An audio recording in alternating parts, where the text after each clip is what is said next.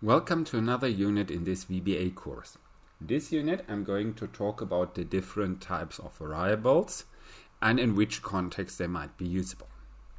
So before we start with this, we first need to learn how we can actually declare variables. So basically tell VBA, hey look, there is a variable, the name of the variable is so and so, and it has the following type.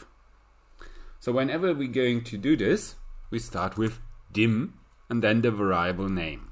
So let's start with variable 1, so var1, and then we have to tell them which type of variable this is. If we are not doing this, or if we just go down here, so if we never tell him this is of type so and so and so, then what VBA does is put this as variant.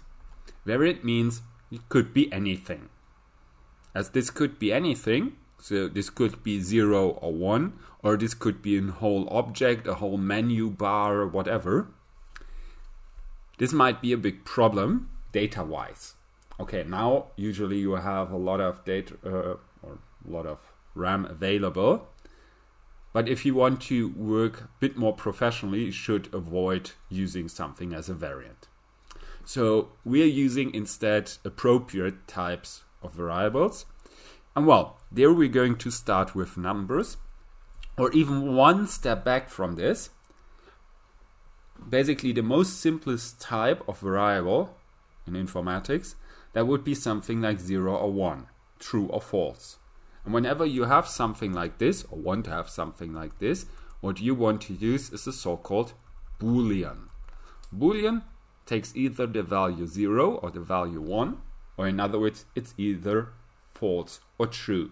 So with a Boolean you can go with 1 and 0, or you can really write down true and false as values.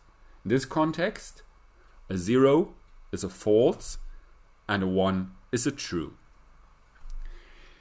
Okay, and then, well, if you know a bit about the basics of informatics, you know the next step would be like 8-bit or 8 Booleans in this context. This is what we might call a byte. So we have bytes here as well. I'm not going to write this down because usually we're not going to use these bytes. Because, well, it's relatively seldom that you need something like this, which is not also be able to be explained by Booleans, or, and that's the next interesting data type, an integer. An integer, that's a whole number. Here in this case, a whole number somewhere between minus 32,000 and plus 32,000. So it's a relatively limited number, but for a lot of applications this suffices more than enough. If for some reason you need larger integers, larger whole numbers, you can use instead so-called long variable. That's more or less a long integer. Okay, again, the same problem applies with the integers as with the longs. They are whole numbers. What if I have something like 0.85, 3.71? So if I have some decimal numbers, or in other words, floating point numbers, well, in informatics, the first thing you apply for this are so-called floats. Floats we don't have in VBA. We have the, well, let's call this more advanced version of floats, and that's so-called doubles. A double is floating point number, decimal number, and well, it's called double because it's twice, so double, as precise as floats. This is a bit strange if we don't have floats here, but this comes like from a tradition in informatics. So here we only have doubles. Doubles, they can represent relatively large and relatively small numbers. With the problem, well, if the number becomes really, really large or really, really small, it becomes relatively imprecise. But it works decently well for all the numbers in between. Okay, and then, well, we have most of what we're going to need here. So from 0, 1 to relatively large decimal numbers or relatively small decimal numbers. And well, if we have these number types covered, the next thing which might be important for us might be how to treat text. And for text, again, with informatics, usually you start with something called a char, so only one sign. Chars are not available here in VBA. Here, again, as with the doubles, we're using the next best thing. This is directly so-called string. String is a string of text. And, well, if we want to have a char for one reason or another, so only one letter, one sign, you can just use a string with one sign. So it works the same way as with chars. And well, that's then already all the most common data types, we might be using here. So instead of stopping here, I'm going to talk a little bit about something else instead, and that's where those variables are actually valid.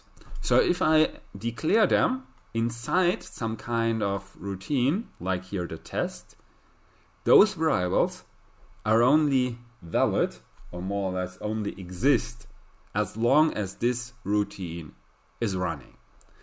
So here I'm declaring them, routine ends, variables are erased. So at this point onwards, those variables no longer exist. That could be a problem if you want to use them in different other routines as well. Whenever you have something like this, would be a good idea to use global variables and not only local variables, which are locally bound to their procedures or functions. And a global variable I get by just writing them outside of any sub or function. So I could put, for example, variable 7 here. Then I have a variable which can be accessed by all the subs, all the functions in this environment. If I want to have something which is even more globally and can be accessed by everything, I would have to put this in a different type of module and make this public. This is a bit even more advanced. Here, this might suffice for the beginning. Put this here as some kind of variable which can be accessed by all functions and subs in this specific environment. So here, that's basically local variables. This one up here, that's a global one. However, this still has a problem.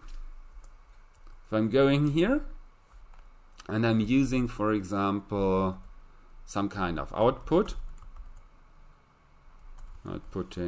what do we have here? The var3.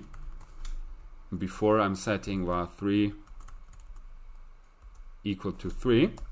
Well, if I call this function, what he will do is he will give me a message box with a 3. Well, obviously, it's like this. And if I add here,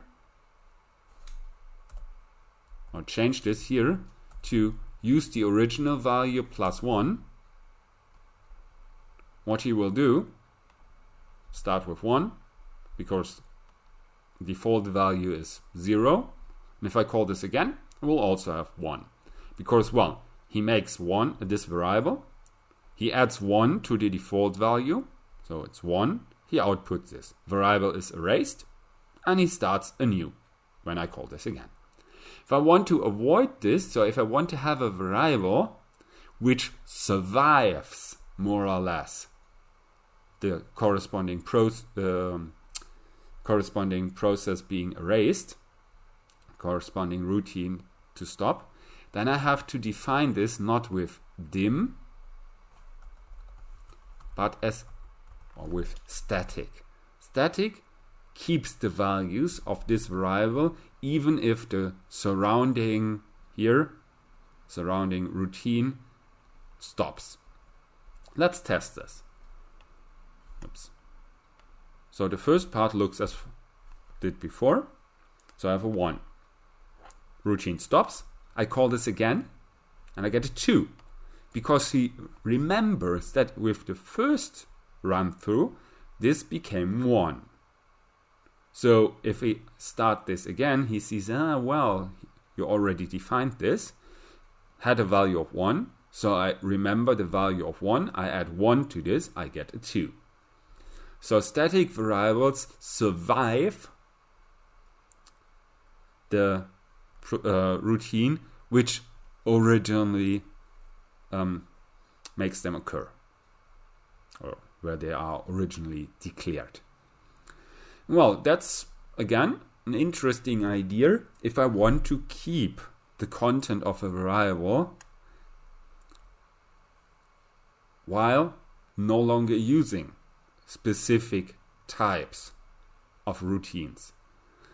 So if I want to have this survive till I next call this function, I can use the static version. And well, that's then all there is I want to talk about at the moment in the course of this unit. And if you want to see additional input on VBA, feel free to visit the rest of the course or have a look at the corresponding playlist. I say goodbye and see you next time.